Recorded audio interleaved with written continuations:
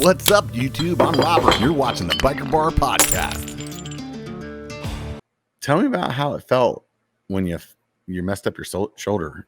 Like, what was going through your mind after the pain kind of went away? Well, the first thing that came out of my mouth is almost like the impact, like forced this out of my mouth was, "It's fucked." Like as soon as I hit the ground, I said, "It's fucked." Like I knew it was fucked. I just didn't know what extent it was fucked. And a lot of people ask like, "Oh man, I bet you regret not having that on camera." If people knew the dialogue that I exchanged, Steady Spin and Paul the Punter, they would also be glad that the cameras were not rolling because it was very unbecoming. It was not a side of me I would care to share. I probably wouldn't have wanted to edit that. And I wouldn't have shared it with people because I said some pretty dark things in that moment. Like, I don't want to ride my bike anymore. Like, I said that probably 8 times on the way back to the truck. And, oh, wow. Because I knew that I guess I'd put so much pressure on myself to be a provider for my family and keep us here and safe and sound in Asheville with no problems. And I've been doing such a great job and everything was trending so far up. And I knew I was more focused on the setback in my career at that moment than anything else. And I don't know. I just like was heartbreaking to think that just in an instance of one mistake that I had jeopardized being able to be a provider anymore. And now I was a burden.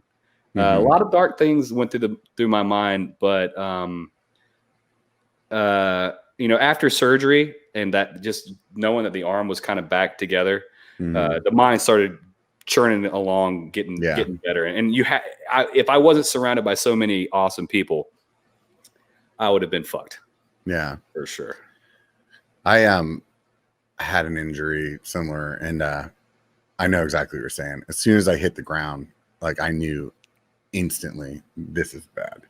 Like that sound doesn't happen on a normal fall, and I think that the thing that was so bittersweet was the first time getting back on the bike.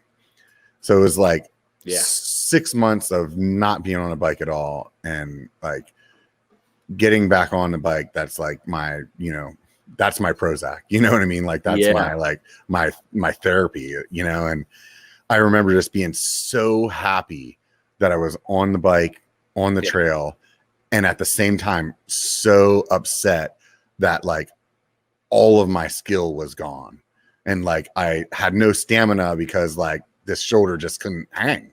It just like it took a while for it to like get back to like, hey, I can actually like bomb down this hill and do this ride. You have to remind yourself this is a real shoulder again. It works fine. I've been running and trying to do like really hitting the physical therapy hard before my first ride back with Nate. And I actually cleaned the entire climb all the way up to the top of Ridgeline for the first time ever. I normally would stop always. So I was like, well, I guess I did something right, but I wasn't sure how I was going to go with the descending. And once I started following Nate, it's like once you start following your buddy, and you see all that, that looks like fun.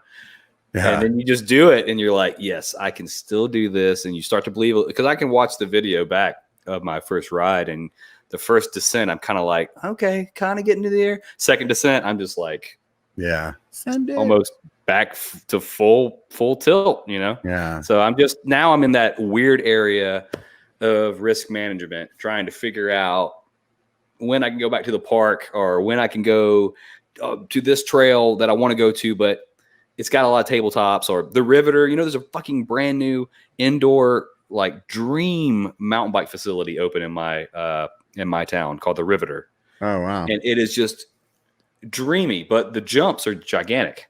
And I'm just like, I really want to go to there, but it might be too soon. So I'm trying to figure all that out right now. Yeah. And keep the viewers engaged in this story, because I think that might be one thing that is super important in the YouTube game. A lot of people don't talk about is having a story that people follow from week to week. Yeah. So that is definitely one of the blessings of coming back, emerging.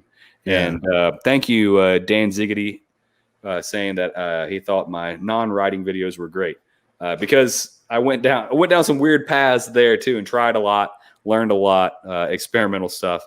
But I'm really glad to be back on the bike, not just for riding, but be able to like get back to the content that I want to make. If you like that, make sure you check out the full episode. And hey, do me a favor, before you take off, hit the like and subscribe.